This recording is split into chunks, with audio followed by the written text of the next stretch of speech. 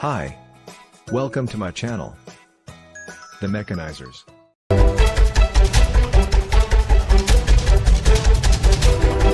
I welcome you all to this exciting series of video lectures on the subject matter of thermodynamics. So, in this complete series, we are going to talk about the following topics of thermodynamics from the basics. We will try to cover each and every topic from the zero level. So, let's see what are the topics that we are going to cover in this video. So, the very first topic which we are going to cover is the basic concept and zeroth law of thermodynamics. इसके बाद हम लोग पढ़ेंगे energy analysis of fixed mass. Then we will cover what is the concept of heat, what is the concept of work, and then first law. इसके बाद हम लोग पढ़ेंगे control volume, energy analysis, steady state and unsteady state, both दोनों ही के लिए. फिर हम लोग सेकेंड लॉ ऑफ थर्मोडाइनमिक्स के बारे में स्टडी करेंगे, जिसमें कि हम लोग कवर करने वाले हैं सेकेंड लॉ ऑफ थर्मोडाइनमिक्स के स्टेटमेंट्स, फिर कार्नोट प्रिंसिपल, साइकिल एंड उसके डायग्राम्स. फिर इसके बाद हम लोग कवर करने वाले हैं क्लेसियस इनइक्वालिटी. एंड फाइनली हम लोग कवर करेंगे entropy and irreversibility.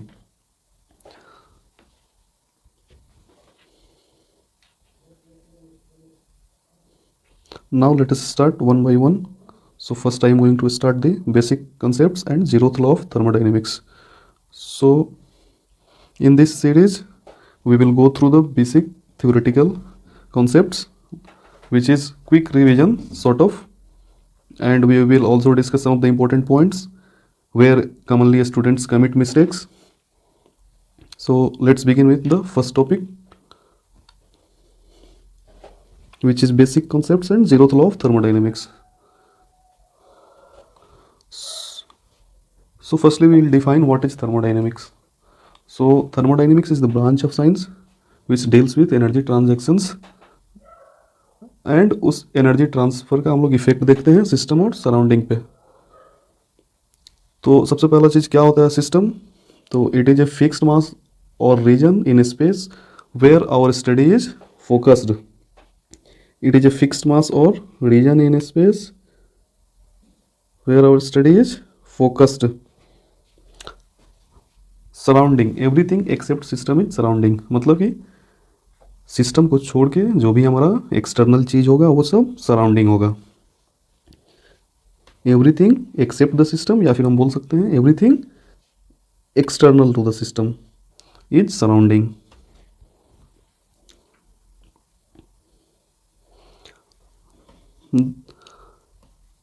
Then we have boundary.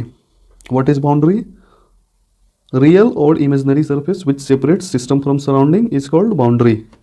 तो यहाँ से हम लोग दो चीज़ों का पता चलता है. तो बाउंड्री है क्या? बाउंड्री कुछ नहीं है, ये सिंपल सेपरेशन है सिस्टम और सराउंडिंग के बीच में. तो अब हम लोग समझते हैं कि ये फिक्स्ड और मूवेबल कैसे होगा. तो suppose we have a piston and system arrangement, piston and cylinder arrangement like this, and we have some gas inside it.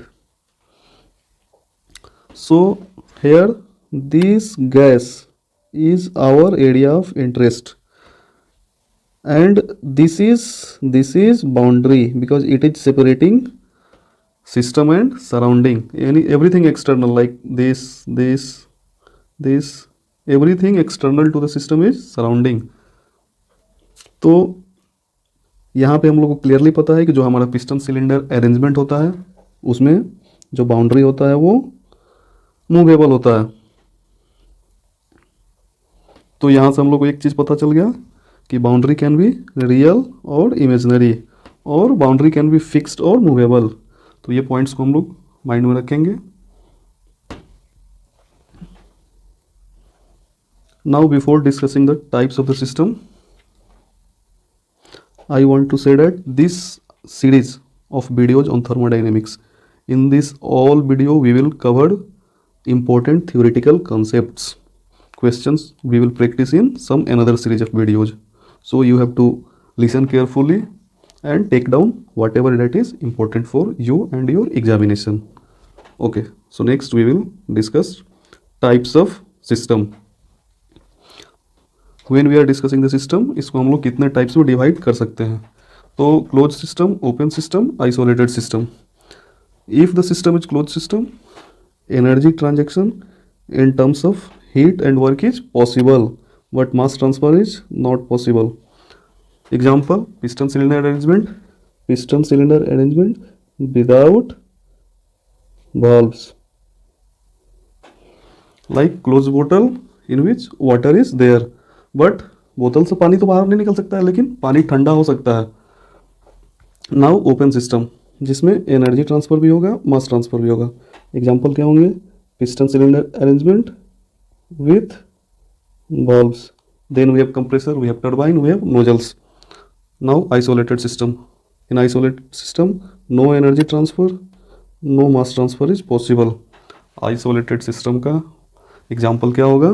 That is universe.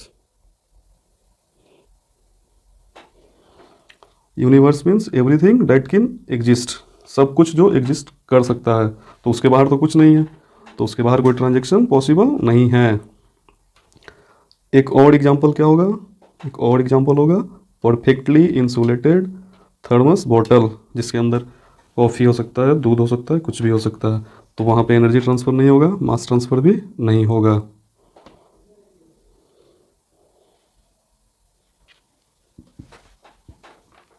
Then properties.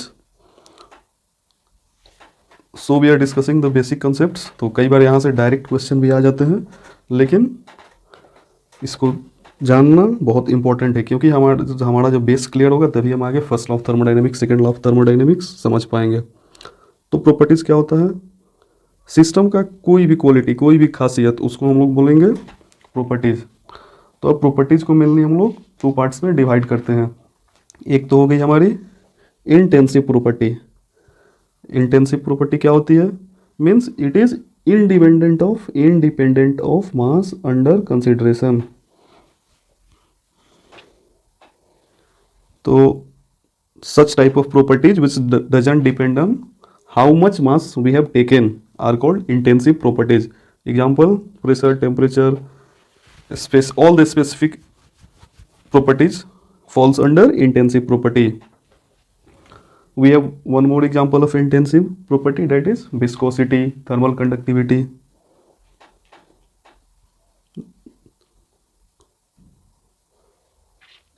One more important thing to notice here is that जितनी भी हमारी specific properties होती हैं वो per unit mass पे calculate की जाती हैं, और उनको हम लोग स्मॉल लेटर से डिनोट करते हैं.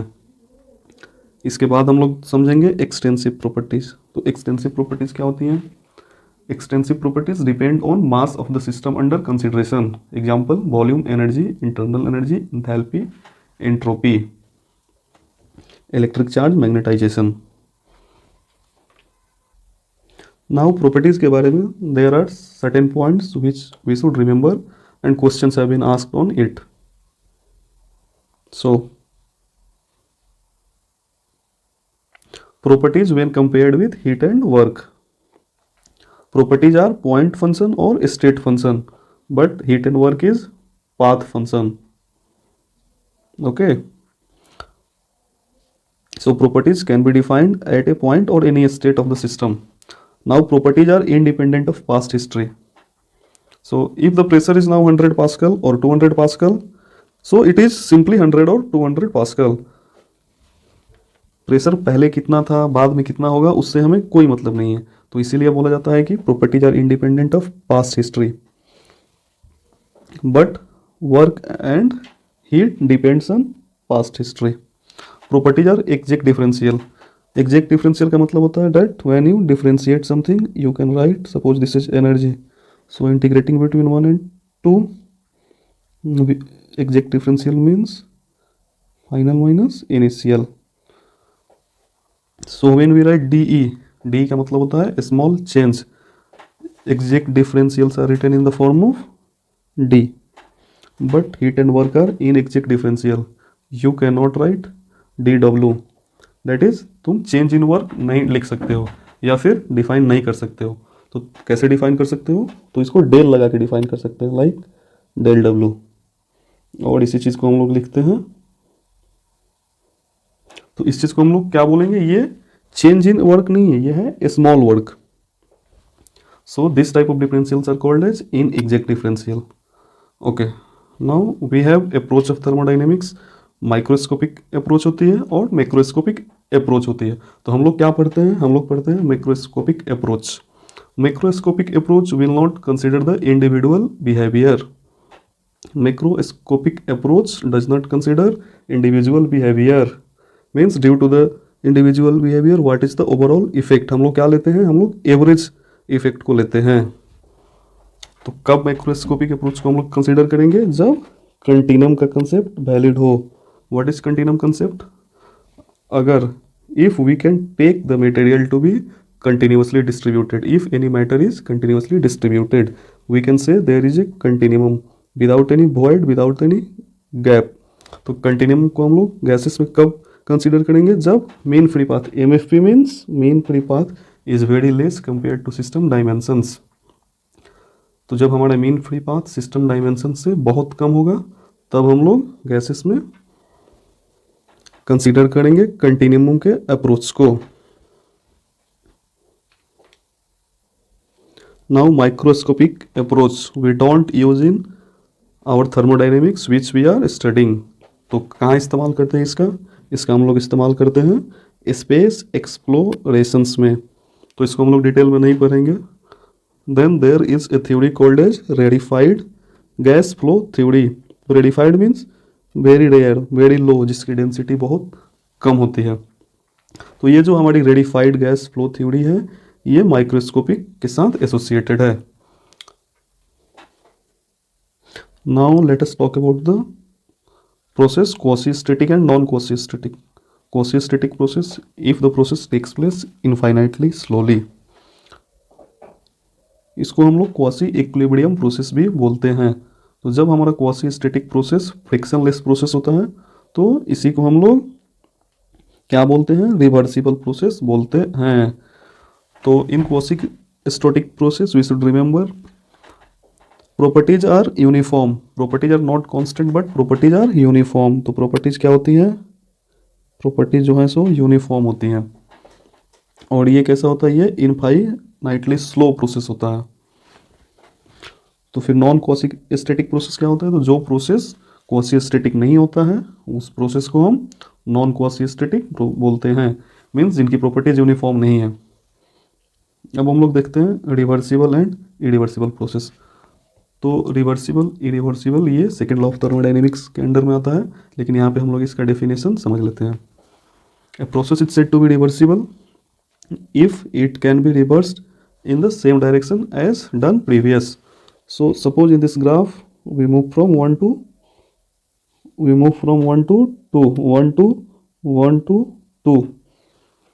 तो अगर हम फिर 2 से वापस 1 तक सेम पाथ फॉलो करके आ सकें तो इसको हम लोग क्या बोलेंगे, इसको हम लोग बोलेंगे reversible process without any change in system and surrounding. When you turn back the process the entire universe should be same. एक एग्जांपल लेते हैं. We take cold bottle from the refrigerator, it get warms, then again we put inside the refrigerator, again it becomes cold. तो हम बोल सकते हैं कि फिर तो ये रिवर्सिबल प्रोसेस हो गया. लेकिन नहीं, क्या हुआ यहाँ पे, बॉटल तो फिर से ठंडा हो गया लेकिन सराउंडिंग में कुछ बदलाव हुआ है. क्या बदलाव हुआ है, हम सराउंडिंग से इलेक्ट्रिकल एनर्जी लिए हैं, फिर सराउंडिंग को हम लोग हीट एनर्जी दिए हैं. Heat energy has been rejected from the refrigerator. तो इसको हम लोग रिवर्सिबल प्रोसेस नहीं बोलेंगे. तो फिर इरिवर्सिबल प्रोसेस क्या हुआ, जो प्रोसेस रिवर्सिबल नहीं हुआ वो क्या हो गया, वो हो गया irreversible process. So generally all the process happening naturally spontaneously in nature are irreversible process. Pure substance. Now questions have been asked on this. What is pure substance? A substance is said to be pure substance if it is of homogeneous chemical composition throughout. Homogeneous in terms of chemical composition, her aspect पे नहीं. जैसे हम लोग example लेते हैं gaseous mixture of O2 and N2. अगर हम कहीं से सिंपल कंसीडर करते हैं, suppose we have some O2 and suppose we have some N2. So if we consider a sample from this side or from this side, तो अगर हम कहीं से भी सैंपल लें तो हमको सेम अमाउंट मिलेगा O2 का और N2 का, क्योंकि ये होमोजेनियसली मिक्स्ड है. Now another example is water and water vapour. We have taken some water and water vapour. तो यहाँ पे फेजेस डिफरेंट हैं, लेकिन अगर हम फिर से यहाँ से कोई क्वांटिटी लें या फिर यहाँ से कोई क्वांटिटी लें, तो कहीं से भी हम लेंगे तो हमें जो मिलेगा वो क्या मिलेगा, H2O ही मिलेगा. लेकिन again we are taking another example. यहाँ पे हम लोग वाटर प्लस ऑयल को कंसीडर करते हैं. तो ये हो गया हमारा वाटर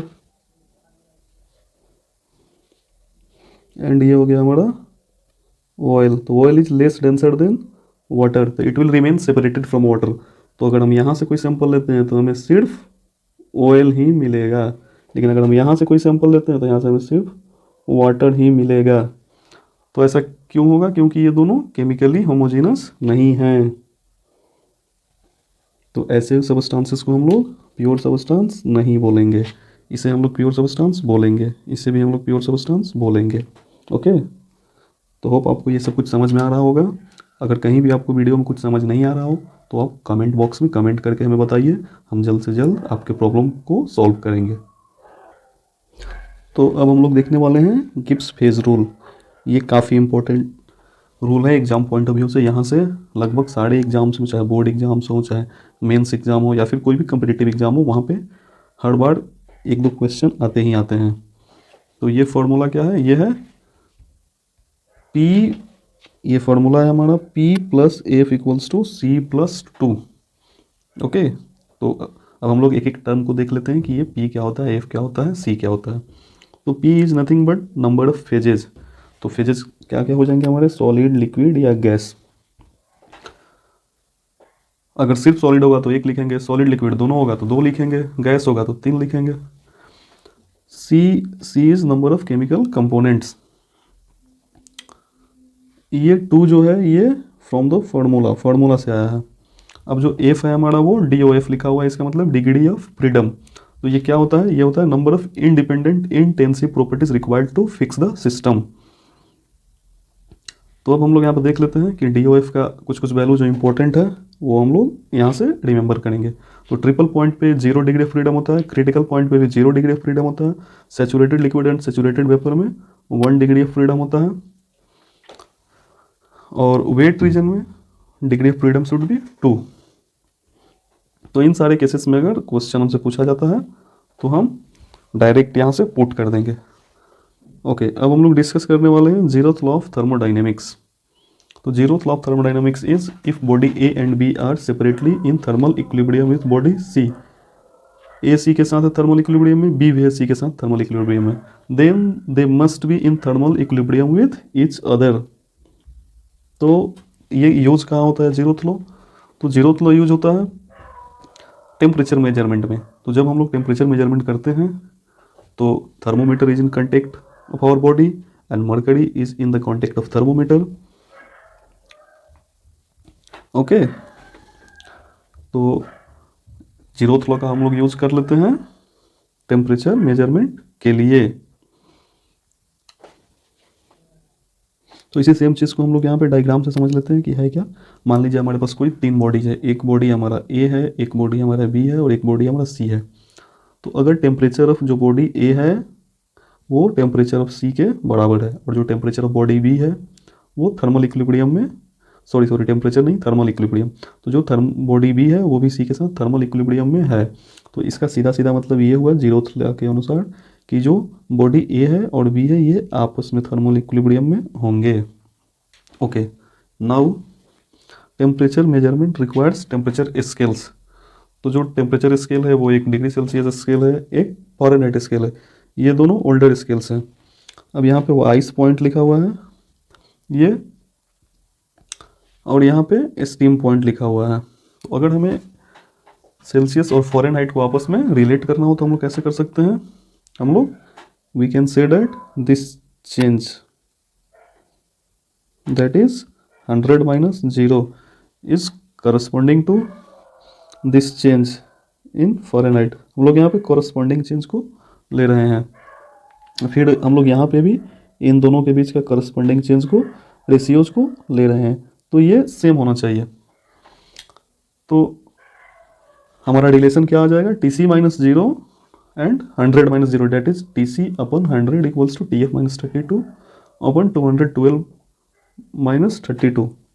तो अब हम लोग बात करते हैं थर्मोडाइनेमिक टेम्परेचर स्केल या एब्सोल्यूट टेम्परेचर स्केल का, डेट इज केल्विन स्केल। तो 1 केल्विन का जो डेफिनेशन होता है वो होता है 1/273.16 ऑफ ट्रिपल पॉइंट, ये देखिए ट्रिपल पॉइंट ऑफ वाटर। अब अगर हम लोग बात कर ले कि हमारा जो केल्विन स्केल होता है और जो सेल्सियस स्केल होता है, इन दोनों में रिलेशन क्या होता है, तो रिलेशन होता है कि temperature in Kelvin scale is equals to temperature in Celsius scale plus 273.15। Okay, so यहाँ तक हमने अपने फर्स्ट टॉपिक जो था हमारा ऊपर में हेडिंग में डिस्कशन का, उसे कंप्लीट कर लिया है। Now we will be heading towards our chapter 2। तो जो चैप्टर 2 हमारा है वो है energy analysis of fixed mass, that is closed system analysis we will be doing. So energy interaction can be take place in the form of work, in the form of heat, or in the form of mass. So when we are talking about a fixed mass transfer is not allowed. Only heat and work transfer is studied. Now when we talk about the work, we are talking about the work analysis. When we talk about work analysis for closed system, तो इसे हम लोग बोलते हैं non flow work, और इसी को हम लोग बोलते हैं boundary work. Suppose this is piston cylinder arrangement. तो यहाँ पे क्या हो रहा है, यहाँ पे ये जो बाउंड्री है ये बाउंड्री मूव कर रहा है विथ रिस्पेक्ट टू वर्क। कुछ पॉइंट को हम लोग रिमेंबर कर लेते हैं, मेंशन कर लेते हैं। वो क्या था, वर्क पाथ फंक्शन होता है, वर्क इन एग्जैक्ट डिफरेंशियल होता है, और work depends on past history. तो ये तीनों पॉइंट्स हम लोग ऊपर में भी डिस्कस किए हुए हैं, इसी चीज़ को हम लोग एक बार रिकॉल कर लिए। Now in thermodynamics there are certain sign conventions. तो work done by the system जो होता है इससे हम लोग पॉजिटिव लेते हैं, और work done on the system इससे हम लोग निगेटिव लेते हैं जब भी हम कोई भी स्टैंडर्ड फार्मूला को बनाते हैं या फिर यूज करते हैं। नाउ नॉन फ्लो वर्क, इसका फार्मूला क्या होता है, इसका फार्मूला होता है W equals to integration PdV, P is the pressure and V is the volume. तो इस ये फार्मूला हम लोग कहाँ पे यूज करते हैं, when there is a close system and quasi static process is there, मतलब कि वहाँ पे फ्रिक्शन एब्सेंट रहेगा, मतलब कि रिवर्सिबल प्रोसेस होना चाहिए। तो क्वेश्चन भी जब हम लोग सॉल्व करेंगे तो देखेंगे कि प्रॉब्लम में जब फ्रिक्शन नहीं दिया रहता है तो उसी चीज़ को हम लोग रिवर्सिबल प्रोसेस का फॉर्मूला लगा के क्वेश्चन बनाते हैं। अब हम लोग इसमें वेरियस जो पॉसिबल प्रोसेस है उसको देखते हैं। तो पहला प्रोसेस है कांस्टेंट वॉल्यूम प्रोसेस, इसको हम लोग आइसोकोरिक बोलते हैं। तो जो जब वॉल्यूम ही चेंज नहीं होगा, कांस्टेंट वॉल्यूम नाम ही है कांस्टेंट वॉल्यूम, मतलब वॉल्यूम चेंज हो ही नहीं रहा है। तो जब वॉल्यूम चेंज नहीं होगा तो जो हमारा डीवी है यहाँ पे ये जीरो हो जाएगा, तो हमारा वर्क डन यहाँ पे क्या हो जाएगा, वर्क डन जीरो आ जाएगा। अब अगला जो प्रोसेस है वो है कांस्टेंट प्रेशर प्रोसेस, जिसको हम लोग आइसोबारिक बोलते हैं या फिर इसको आइसोपिस्टिक भी बोलते हैं, या फिर कभी कभी इसी प्रोसेस को हम लोग आइसोमेट्रिक भी बोल देते हैं। कांस्टेंट प्रेशर प्रोसेस में हम लोग वर्क को कैसे डिफाइन करेंगे, प्रेशर कांस्टेंट हो गया तो प्रेशर हमारा इस फॉर्मूले में इंटीग्रेशन साइन से बाहर निकल जाएगा। तो जब हम लोग इसको इंटीग्रेट करेंगे तो 1 से 2 में हम लोग dV को इंटीग्रेट करेंगे तो हमारा फॉर्मूला क्या बन जाएगा, फॉर्मूला बन जाएगा P - V1। अब जो हमारा कांस्टेंट टेम्परेचर प्रोसेस होता है इसी को हम लोग आइसोथर्मल प्रोसेस बोलते हैं। और अब हम लोग यहाँ पे एक इंपॉर्टेंट चीज़ समझेंगे, if we are talking about ideal gas तो हम लोग PV इक्वल्स टू MRT लिख सकते हैं, जहाँ पे R क्या होता है, कैरेक्टरिस्टिक गैस कांस्टेंट। और इसी इक्वेशन को हम लोग फॉर्म कर सकते हैं PV equals to N R/T।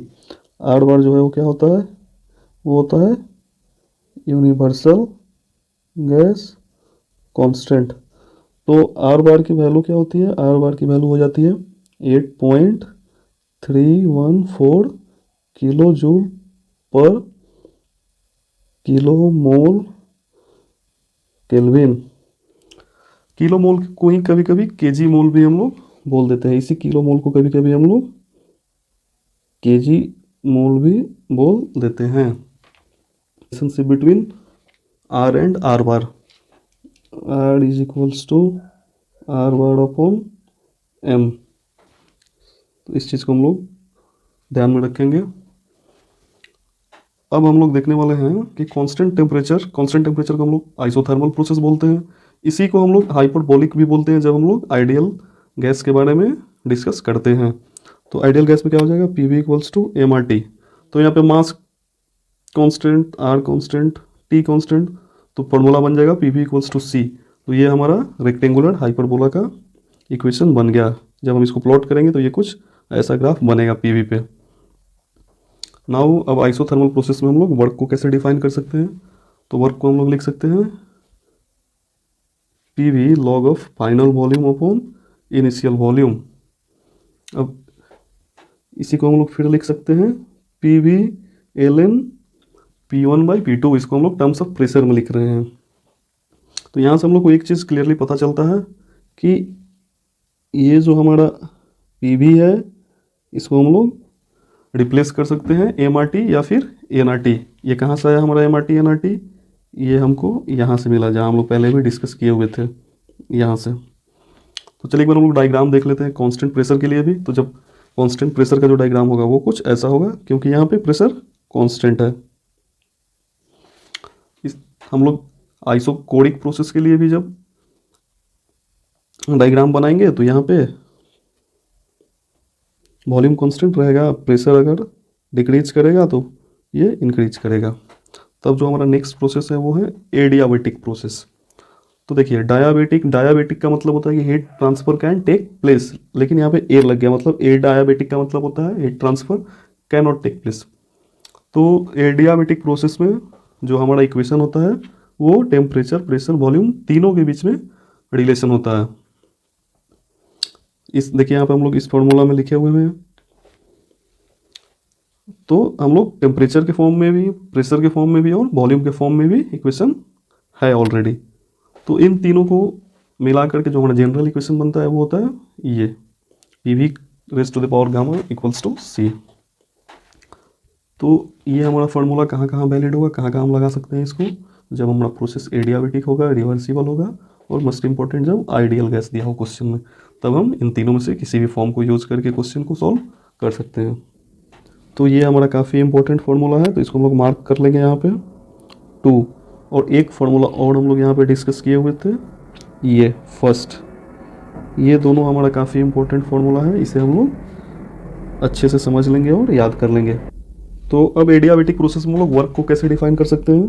तो हम लोग वर्क को डिफाइन कर सकते हैं W equals to P1 V1 minus P2 V2 upon gamma minus 1। और इसी चीज़ को हम लोग कैसे लिख सकते हैं, इसी चीज़ को हम लोग लिख सकते हैं MR T1 minus T2 upon gamma minus 1। तो ये हमारा एडियाबेटिक प्रोसेस में वर्क का फॉर्मूला हो जाएगा। ओके, अब हम लोग देखते हैं पॉलीट्रॉपिक प्रोसेस को। तो पॉलीट्रॉपिक प्रोसेस में जो इक्वेशन है टेम्परेचर और प्रेशर का रिलेशन ये होता है, और टेम्परेचर और वॉल्यूम का इक्वेशन ये होता है। तो इसको हम लोग जनरली रिप्रेजेंट करते हैं P V raise to the power n equals to constant. तो अब कई बार क्वेश्चन पूछा जाता है कि जो यहाँ पे n होता है, ये जो यहाँ पे n है, इस n की वैल्यू का रेंज क्या होता है। तो इसकी वैल्यू का रेंज होता है minus infinity to plus infinity. इसका रेंज होता है minus infinity to plus infinity. So for today we are stopping our video up to here. अच्छा, एक चीज़ हम लोग इसमें और देख लेते हैं कि इसमें वर्क का फॉर्मूला क्या होगा। तो इसमें वर्क का फॉर्मूला होगा P1 V1 minus P2 V2 upon n minus 1। ये हमारा पॉलीट्रॉपिक प्रोसेस में वर्क फाइंड आउट करने का फॉर्मूला हो जाएगा। तो हम लोग आज की अपनी इस वीडियो को यहीं पे स्टॉप करते हैं। होप आपको ये पूरा वीडियो अच्छे से समझ आया होगा। अगर कहीं भी कुछ समझ नहीं आया तो आप कमेंट बॉक्स में टाइप कीजिए अपना query, we will reply you as soon as possible. तो अगर ये वीडियो आपको पसंद आया हो तो वीडियो को लाइक कीजिए, वीडियो को शेयर कीजिए और हमारे चैनल को सब्सक्राइब कीजिए ऐसे ही और भी वीडियोज़ टाइमली पाने के लिए। तो thank you, best of luck for your exams, have a good day.